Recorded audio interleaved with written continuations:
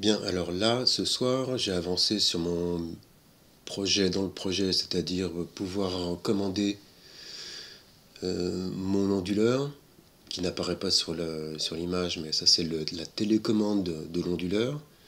C'est juste un switcher et puis un vulgaire vumètre à 4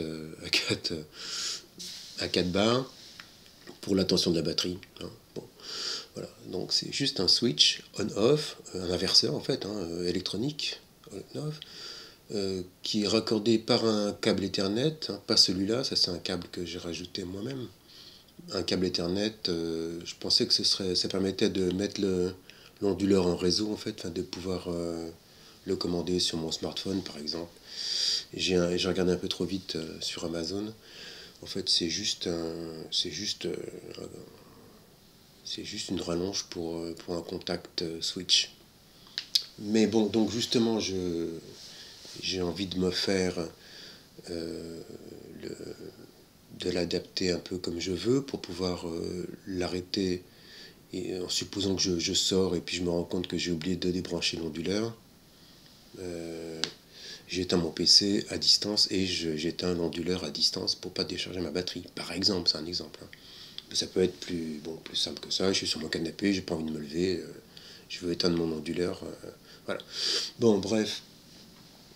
Euh, donc ça, c'était une vidéo que j'avais faite mais qui était ratée. Donc je m'en sers juste pour montrer un peu de quoi il s'agit. Donc je suis sur mon ESP32 avec, bon, c'est comme sur une Arduino, hein, un transistor de commutation, un petit relais, là c'est un relais 220 mais c'est tout ce que j'avais sous la main, c'est un relais 5 volts 220, avec la diode de roue libre, euh, qui protège, enfin bon, ça, je ne vais pas rentrer dans les détails, hein, ça c'est pas le sujet. C'est un BC 547, sauf erreur, avec une résistance sur la base, je me rappelle plus, peut-être 5K, un truc comme ça. On branche la bobine sur le 5 volts. Voilà.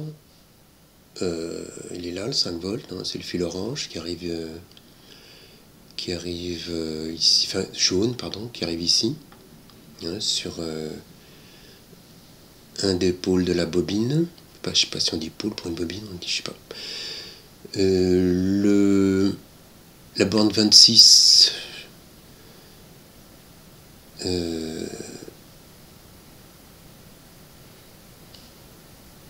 là c'est 27 et 27, orange, alimente la base de mon transistor. La sortie sur la masse est coupée ou pas par le transistor, hein. C'est comme ça que ça fonctionne. On met l'alimentation dont on a besoin pour le relais en amont.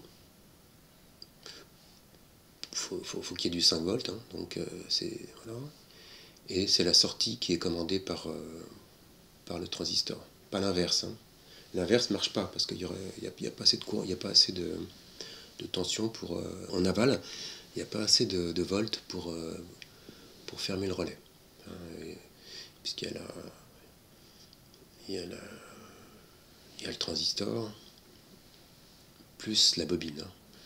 Donc ok, donc ça c'est une chose. Donc pour le reste, il n'y a rien. J'ai mis une LED sur une autre pin comme témoin, mais de toute façon, entre-temps, le montage a changé. Je passe vite fait. Tac tac, c'est ça. Voilà. Donc le but au final, c'est donc j'ai ce fil de récupération que j'ai branché en parallèle en fait le fil Ethernet. Le fil Ethernet, je le laisse, hein, pour pouvoir démarrer mon onduleur à la main sur ce switch. Et donc, j'ai mis un fil en parallèle, commandé par le relais. Et donc, le but, c'est voilà, d'alimenter mon onduleur, enfin d'allumer mon onduleur. Voilà. Et qui reste allumé. Voilà, ça a l'air simple comme ça. Euh, Ça pourrait se faire par une télécommande via ESP-NOW, c'est-à-dire le système radio spécial à ESP, ESP32. Mais pour l'instant, le plus simple, c'est que j'implémente une commande sur ma page web qui me sert dans ce coin là-bas, hein, où il y a la batterie solaire et tout ça, qui sert à voir où on a la tension et la luminosité en parallèle. Pour l'instant, c'est la tension essentiellement de la batterie qui m'est utile sur ce serveur. Hein. Ça, c'était un essai à part, mais depuis je l'ai implémenté sur le serveur que vous avez déjà vu, qui me sert à mesurer et à éditer sur une page web la tension de ma batterie actuelle pour savoir quand je dois la débrancher. Bon, ça c'est une chose, ok. Maintenant, pour ce qui est du soft, c'est pas si évident que ça. Alors, le serveur que j'utilise, c'est un serveur de base, hein. C'est le serveur de base qui marche avec la librairie Wi-Fi pour le SP32. Bon, j'en sais pas plus, je sais plus exactement, il faudrait revoir dans les vidéos, je sais plus exactement où je l'avais trouvé. Enfin, c'est pas un serveur asynchrone sophistiqué, hein, c'est vraiment la base. Et donc, c'est des commandes HTTP avec des get. Hein, on avait vu ça, hein, voilà. Par exemple, ici, pour allumer et éteindre une LED, hein, ça correspond à ces deux boutons-là. Voilà, on fait une commande get, et puis voilà. Le problème, c'est que la commande reste dans la barre d'adresse, donc elle reste active, en fait. Hein. Et que, comme c'est un switch, mon bouton qui commande l'onduleur, c'est un switch, c'est-à-dire que ce soit pour allumer ou pour éteindre, j'appuie une fois sur le bouton. Bon. Et naturellement, et ben à chaque tour de la boucle, ça va switcher. Donc ça va allumer, éteindre, allumer, éteindre, allumer, éteindre. Et c'est pas du tout ça qu'on veut. Mon onduleur, il faut qu'il reste allumé ou qu'il reste éteint. Donc on avait un problème à résoudre dès le départ. Alors, bien sûr, on aurait pu démonter, refaire complètement le côté hardware et faire deux interrupteurs ou un interrupteur à deux canaux, enfin bon, quelque chose comme ça. Bon, moi j'ai voulu faire au plus simple, enfin ce qui me paraît le plus simple. Donc j'ai cherché une solution. Hier soir j'ai bloqué là-dessus et je m'y suis remis ce soir et donc voilà, j'ai trouvé ma solution. Et c'est pas pour raconter ma vie, mais enfin, j'ai avancé finalement en prenant le stylo.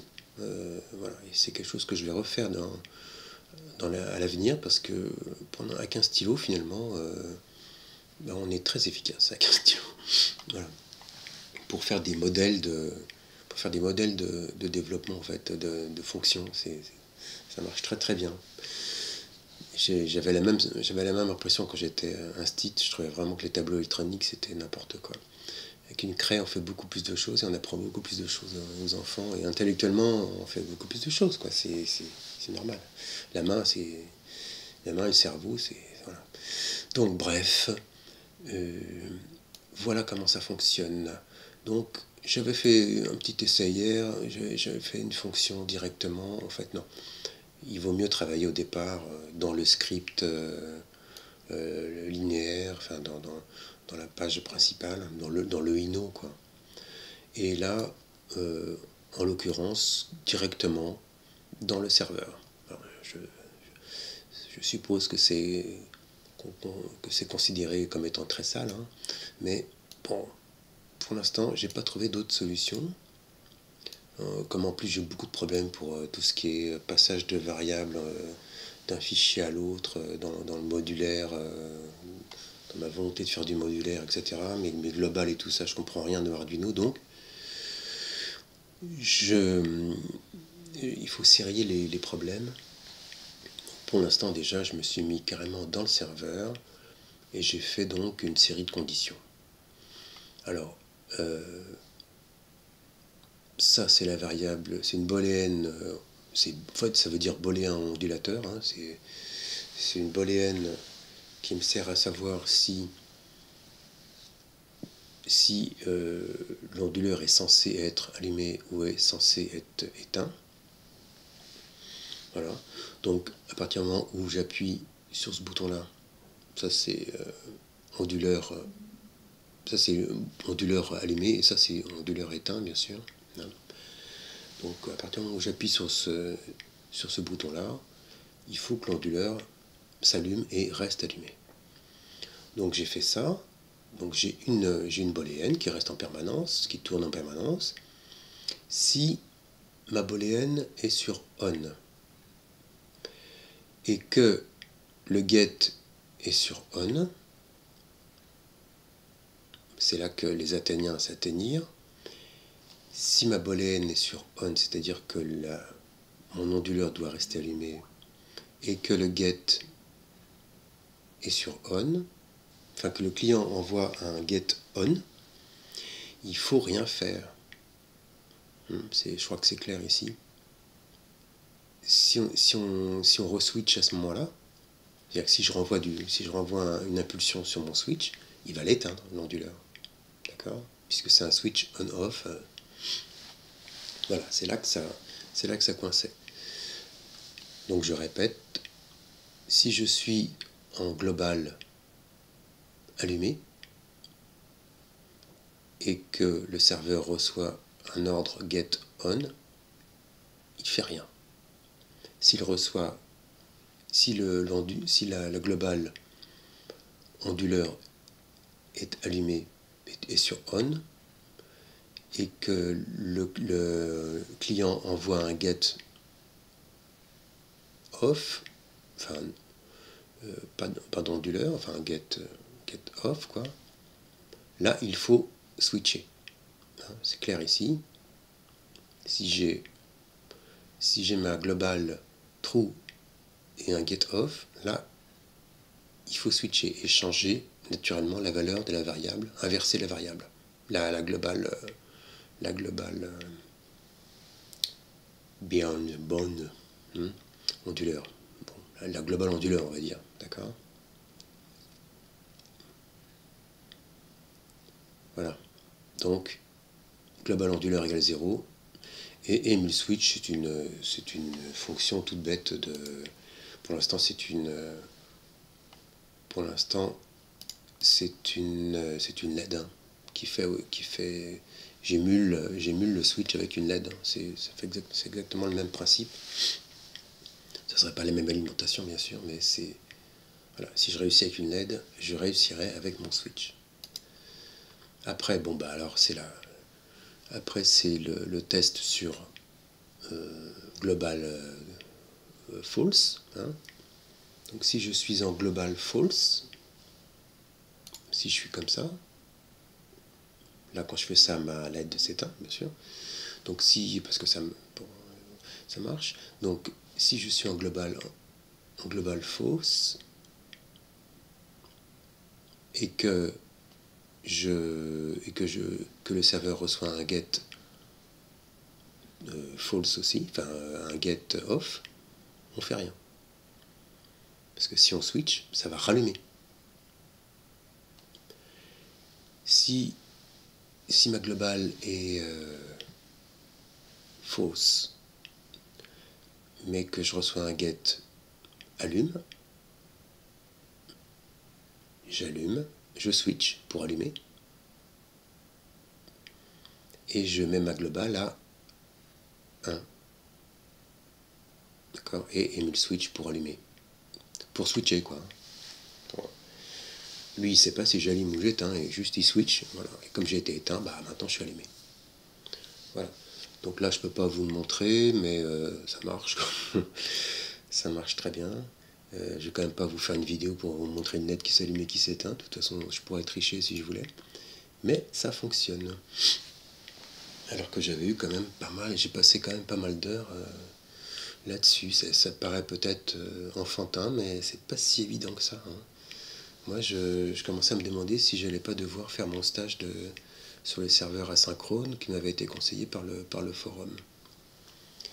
Voilà, bon bah c'est tout pour ce soir.